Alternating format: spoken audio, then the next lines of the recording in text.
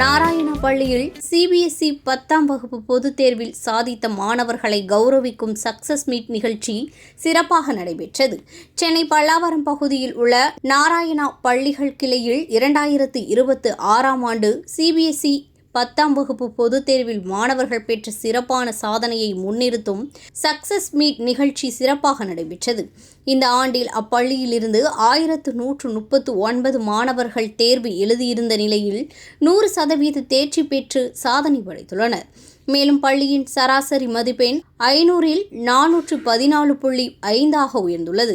இந்த தேர்வில் 500க்கு 497 மதிப்பெண்கள் முதல் இடமும் 745 பேர் 400க்கு மேல் மதிப்பெண்களும் பெற்றுள்ளனர்.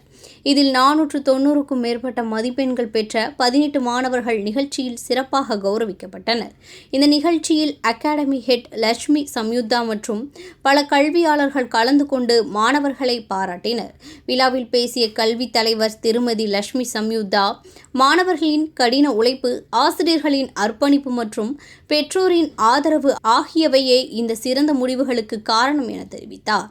மாணவர்களின் இந்த சாதனை பள்ளியின் கல்வி தரத்தை மேலும் உயர்த்தியதுடன் அவர்களின் எதிர்காலத்திற்கு உறுதியான அடித்தளமாகவும் அமைந்துள்ளது என்றார். இந்நிகழ்ச்சி பாராட்டு வழங்களுடன் உற்சாகமான சூழலில் நிறைவு பெற்றது.